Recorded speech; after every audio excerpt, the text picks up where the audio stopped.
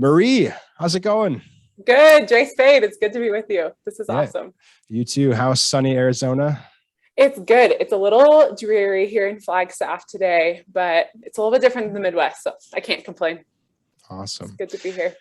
Yes, great to have you. I'm excited. It's been a while. We got a lot to talk about. So before we jump in, I'd love maybe you could just share a little bit about your background, where you're from, and where you're at, what you're doing right now. Absolutely. Yeah, I grew up in Nebraska, in Lincoln, Nebraska. Went to grade school there, middle school, high school, graduated with a degree in secondary ed for math from the University of Nebraska, Lincoln. And after graduation, said yes to a call with Focus, serving as a missionary with Focus. And that is where our paths crossed, where I was sent to Fargo, North Dakota, to North Dakota State. Purgatory. Yep, you bet it. 2 years with me, right? What a gift. Yeah, Jonathan, you were able to serve as my team director for 2 years as I was a missionary there. And then I continued on serving as a missionary. And now I'm serving as a team director here at Northern Arizona University in Flagstaff. That's awesome. Yes. Yeah. It's a little bit different than North Dakota, a little bit different than Nebraska, but good regardless. Well, as St. John Paul II said, life with Christ is a wonderful adventure. And I think that's definitely true. So awesome. Well, I would love to dive into your story. I'm excited to hear it again. So where do you want to start? Can you tell us a little bit, just I guess briefly about, your upbringing, Absolutely. what your faith experience was like? Did you always grow up Catholic? Did you have a turning point? What was that like? Absolutely. Yeah, I was honestly really blessed, Jonathan, growing up in Lincoln, Nebraska.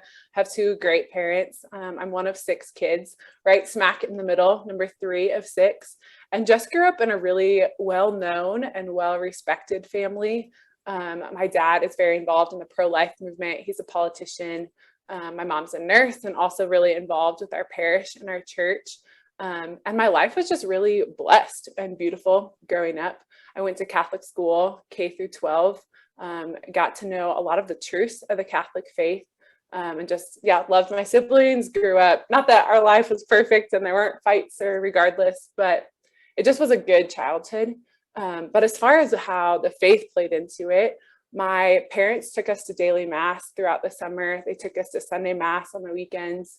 But as much as I knew the rules and the truths of the Catholic faith from Catholic school and just from a really good childhood, I lacked that relationship with the Lord.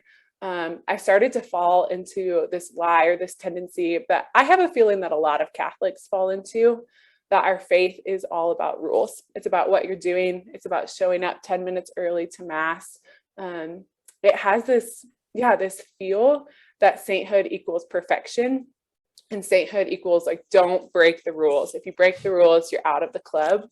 And so I just saw my family living really well, but I think we started to hide our brokenness. At least I know that I started to hide my brokenness. And when I looked around, I just wondered, like, if people knew what I actually had done, or if people knew like what actually went on inside my heart, like I would 100% be kicked out of this club. And so I just looked like I was doing what I was supposed to be doing. But in the inside, I was really questioning, like, what does it actually mean to be Catholic? Because I know my own heart and I know there's a lot of brokenness. So just like kind of left me with this dichotomy of, I want to be good, I want to be holy, but like here I am like trying to live up to it, and it's really hard. Yeah. Mm-hmm. Well, and I would imagine from like the outside perspective that in many ways it looked like your family kind of had it all together, and that you were probably held up on a little bit of a pedestal. And so like, when did you, or how did you come to realize that like something was missing? Yeah, that's a great question. I think it just started to build and to build and to build. And like all stories, there's got to hit a climax at some point. And for me, that was high school. Whether it was the faith or it was sports or it was school or the boy, like all the things like had to be perfect. And in all honestly, like they kind of were perfect. Even like you were just saying, like it looked like I had my act together, until there was this one moment, and it was the senior year of my high school experience. And I found myself like posed in front of this perfect looking resume, had the 4.0, was president of all these clubs, My volleyball team was like headed into state, ranked #1, had the boy, had the GPA. And as silly as this sounds, Jonathan, I'm standing on the football field for homecoming court, being crowned homecoming princess or some superficial title. And I realized that like, this is what my life has been striving towards. This is what, yeah, I had hoped for. And in all honesty, like this is what I had achieved.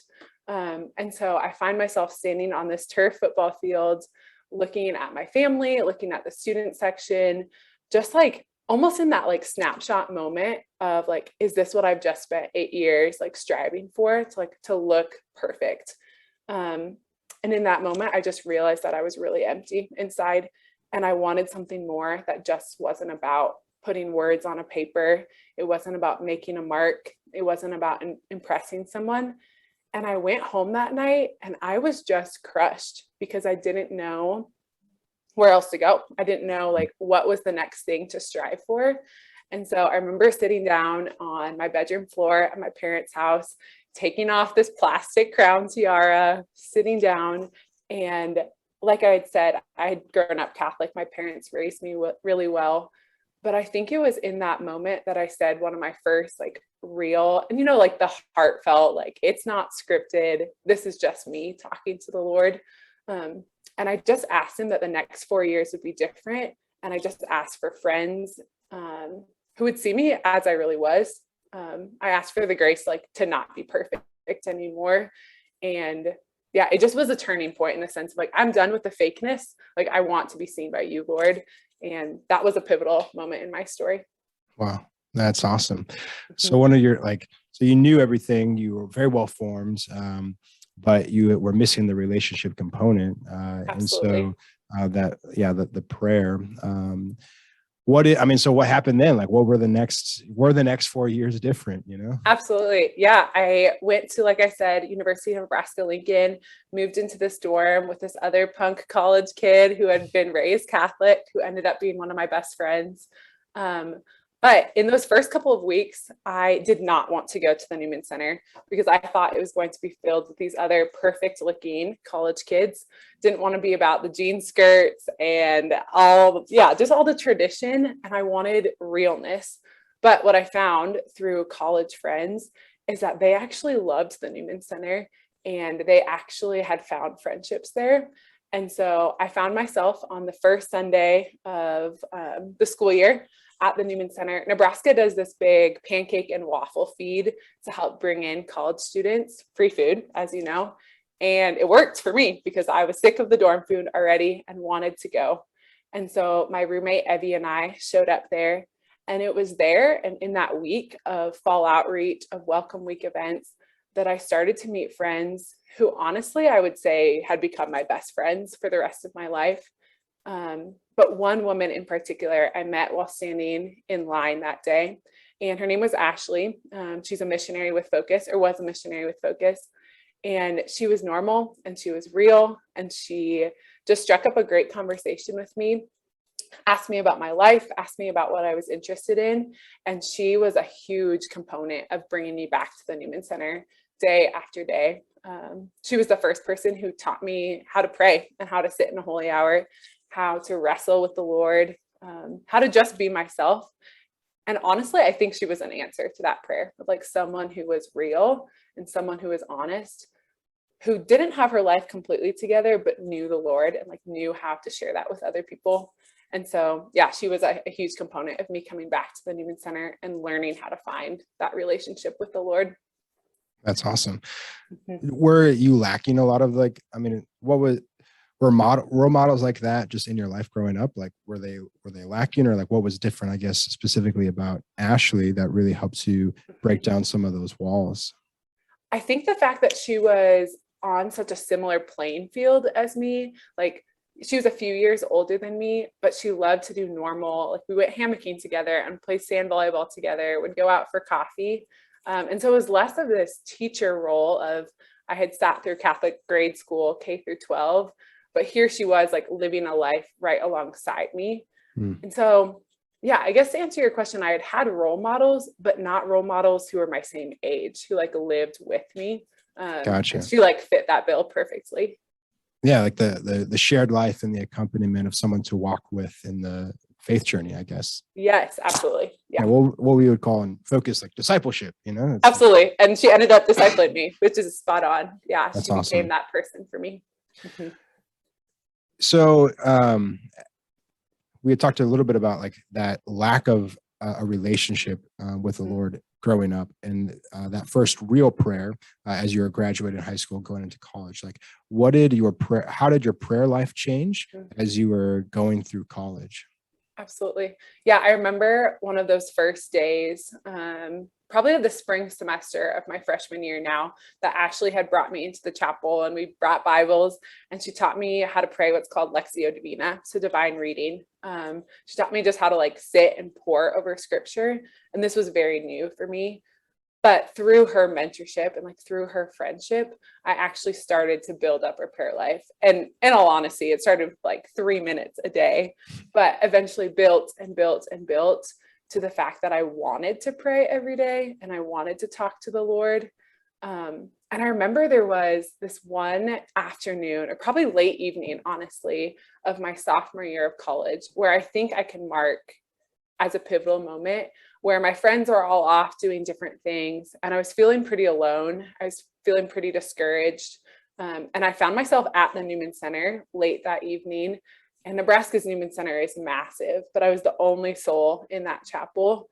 And I just found myself like talking out loud to the Lord. And I realized like in that moment, I actually have a friendship with this guy. Like I actually am friends with the Lord and he's responding, he's replying to me. But I think it was because Ashley had taught me like how to start with little bite-sized pieces of prayer with him until by my senior year, I had started leading Bible studies. I had started praying every day. And no longer was it this like rule-based friendship that I thought I had back in grade school. But now is a like, I need to talk to you. You're my best friend. I have to share you with other people. I can't get enough of you. And so, yeah, it was just a beautiful gift how that grew over the next 4 years of finding him and talking to him, but eventually like falling in love, chatting with him. So it was definitely a process, but something I'm really grateful for. Yeah. Something I want to ask you. It seemed like what you mentioned perfectionism of like you are really striving to be like this, like sainthood equals perfectionism. I think you said it like that. Absolutely. So like how did your relationship with the Lord, I guess, like change your perception of like who you were meant to be or who God created you to be, like your identity? Mm-hmm. Yeah, that's a great question. I think like that question honestly sums up those 4 years of I realized that when I told the Lord scary things about my life or broken things about my life, I almost expected him to like to shut down the relationship or to be ashamed of me or to almost confirm the thoughts that I thought about him. It's like that moment when you're in confession and you say your last sin and then you take a deep breath and the priest looks at you and he thanks you for your confession and he thanks you for your realness. And you almost pause and you're like, shouldn't you be more mad at me? Like, shouldn't you run away? Or like, shouldn't you tell me to get out? But the Lord just like kept meeting me in that. Yeah, and I think I found that like he's the person who wants to hear all about it. He's the person who, no matter what I've done or what I continue to do, like he doesn't run away. And in all honesty, that kind of shocked me until it stopped shocking me because it happened day after day after day. So yeah, the perfectionism is still something I battle with, if I'm being honest. But I think like the Lord has just proven his goodness over time because every time I tell him something that seems shameful or seems like I should be better than this, he just looks at me and he receives it. So I think he started to break down those walls a little bit. Wow. Yeah, thank you for sharing. Mm-hmm. Were you here at NDSU when Sister Mary Magdalene came from? She was a Dominican, or is a I think that was the Dominican, year right before me. I've heard right all before about you. that. Yeah, Yeah. she just gave this like incredible talk on Mm, perfectionism and excellence, and like how so many of us like strive for excellence, we'll use that word of like, well, we're striving for excellence, this virtue, which is, a good thing to strive for, but oftentimes it becomes this like perfectionism actually that we're striving for. And so she had this great like definition of excellence as like doing what you can with the time that we have for the greater glory of God. And it just kind of puts like everything like into perspective of like, what does it mean to be excellent is just doing the best that we can with the time that we have for the greater glory of God. And that's always stuck with me. So Yeah. anyway. I love that there's like such a freedom with that. Like, this is the time I've got. These are the talents that I have. Like, here, Lord, they're yours. And it's not going to be perfect, but you're really pumped about it and you're really proud about it. I really like that. That's cool. Yeah.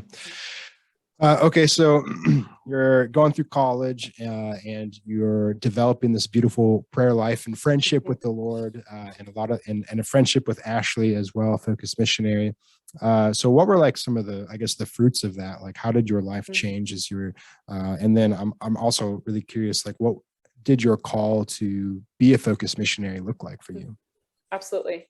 Yeah, I think some of the fruits of my time in college was first like really great friends, and just really honest, fun times with students who are also going to school with me at UNL, as well as this desire to start to share this with other women I saw on campus, other women who I knew were battling the same perfectionism, were battling the same things of the party culture and the hookup culture and just everything that campus throws at us.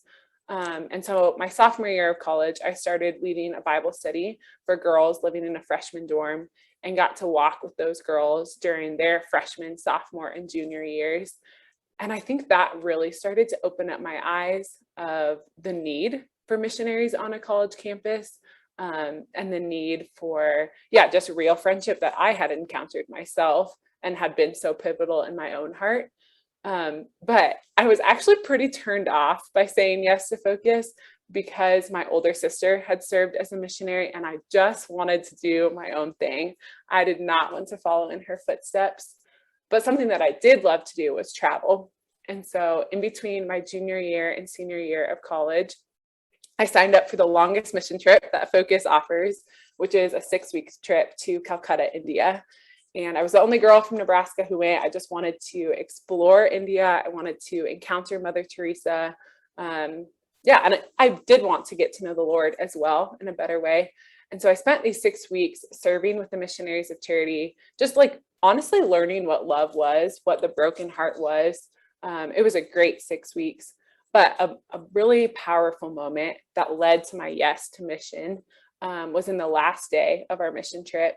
We were in Goa, India, which is where St. Francis Xavier's body is. And we were praying like our last holy hour of the day before we headed back to the airport and back to America. And there were 4 missionaries with Focus who had led our trip. And they gave us the assignment or the invitation, however you would phrase it, to go pray our last holy hour for all the women we had served for the past 5 weeks. And I had a journal in front of me. I had written down their names. Seemed like something really easy and simple to do. And yet when I sat down in that chapel, instead of being able to picture all of their names and their faces of these 20, 30 women I had like cared for in the past 5 weeks, the faces and the names that kept popping into mind were the girls back in my Bible study, or the girls in the sorority houses that I knew, or the girls that I walked by every single day on the way to my math classes. And I realized in that moment that they were just as broken and they were in just as much poverty as the women in India. And yet there were far less missionaries serving them. And they were dying the same death of loneliness and unloved that these women in India were receiving as well. And that like totally caught me off guard because I did, like I said, did not want to be a missionary with Focus. I wanted to travel and to teach and to adventure. And yet Jesus said something in that holy hour of like, these are the people you are called to walk with. Like, these are the people that I need you to serve. And so I listened and I went back and filled out an application with Focus. And that's led me to where I am today. Wow, that's amazing. The Mother Teresa say, like the West has a greater poverty, or I don't know if you said greater, but like the spiritual poverty. Yeah. It's not the material poverty that she saw in India, but the spiritual poverty. And I think I think you're right, even used that word greater. Like there's something really desperate about that, which we all see every day. Yeah. Okay. So how long have you been in Focus now? This is year 4. I served 2 years at North Dakota State and then got shipped over here to Flagstaff, Arizona. Shipped. Is there any lots of water between North Dakota and Yeah. Arizona? Okay. I took a car. That's a good point. Awesome. So what is a day in the life of a team director at Mm, Northern look like? that is a good question. I serve on a team of 6 missionaries. So it's myself and 5 others. So my first goal actually, beyond knowing the Lord and praying every day, is actually to serve my teammates. And so it's been so fun to see the Lord use my teaching abilities and also just my love for teaching.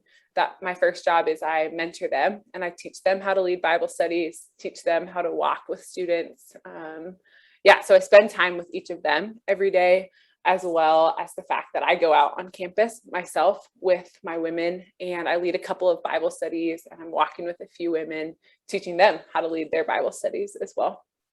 Wow, that's awesome. Are there any, like, yeah, I don't know, like, what have you seen God do, or do, like, what is he doing, I guess is how I want to phrase it, like, through you and your team, like any stories of Yeah. conversions from students this year or even last year?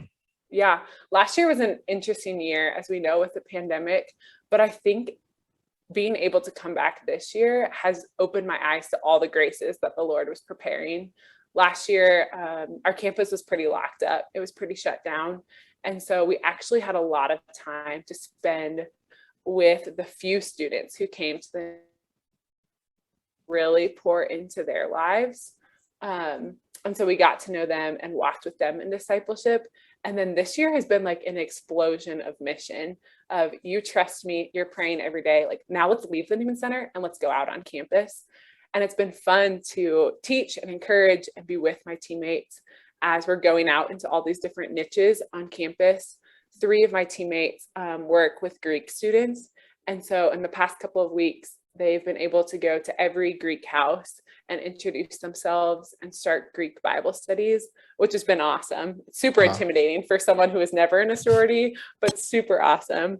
As well as 2 of my other teammates and myself have started to work with athletes.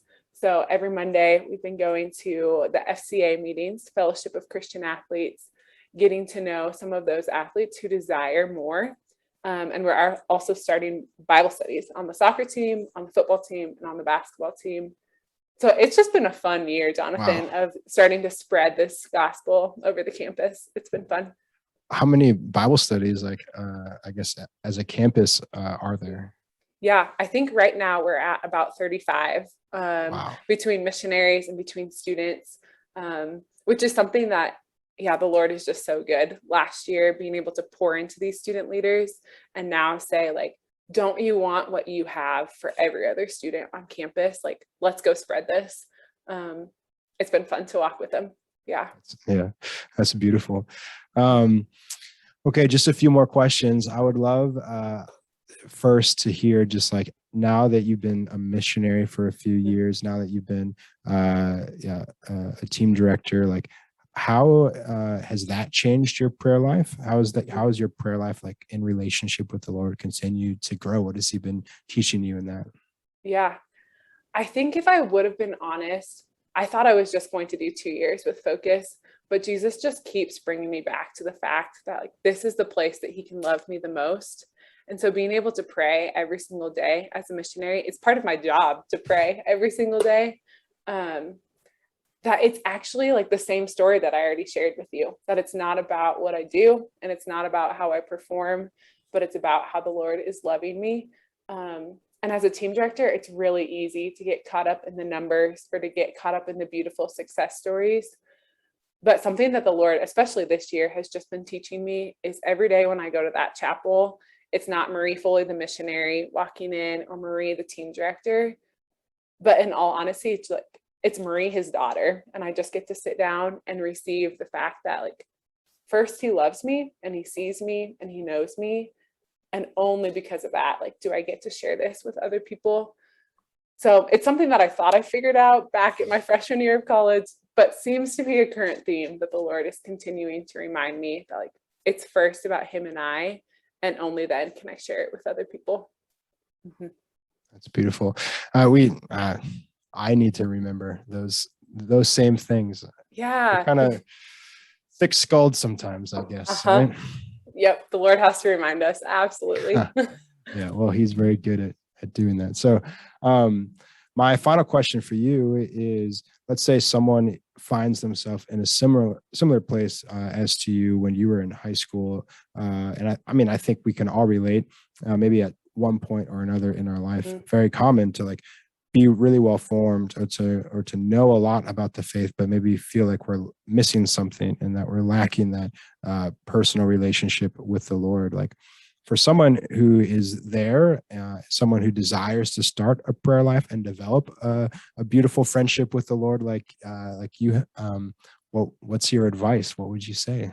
Yeah, I think I would say two things. The first thing would be to start with little amounts of prayer, but instead of randomly throughout the week or once or twice a month, to make it routine.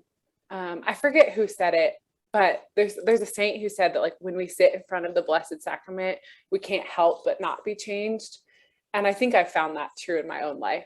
Even if it was only 5 minutes a day at the start, if I sit there every day, eventually that is going to wear away at those walls that I've built up in my own heart.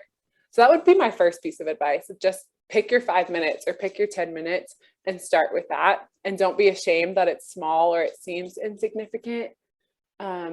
But my second, like, piece of advice, and advice to myself even, is the fact that we have to enter in with honesty of the Lord loves our scripted prayers, but more than anything, he just wants our hearts. And so I have to remind myself that, like, I can come in exactly as I am with all the emotions and all the thoughts. And like, that's what he wants to receive for those 5 minutes. And then to just sit and to listen and to hear, like, what he thinks about those things. Yeah, so I think I'd say those two things. Start with a routine, even if it's small, and then just be honest with the Lord. Like, tell him all the emotions, tell him all the feelings. That's great advice. Very sage advice. Yes. Make your prayer consistent, and then tell the Lord everything. In fact, one of my favorite quotes, I heard it from John Leindecker, who was a Focus missionary as well. And I'm sure he heard it from someone, but I go back to it often when talking about prayer or teaching others to pray. But he said that the Lord should know everything about you, not because he's God, but because you've told him. Ooh, and I think like that that just like, yeah, it just perfectly, I think, describes what prayer, a relationship with the Lord should look like. Of course, God knows everything about us because he's God, but he should know it because we've been willing to, like, tell him everything. So yeah. Oh, that's awesome. yeah. Well, Marie, thank you so much. It's been great to catch up and hear your story again. And I will continue to pray for you and your team and all the students at Northern. And yeah, thank you again for sharing your story. Absolutely. It's been a gift.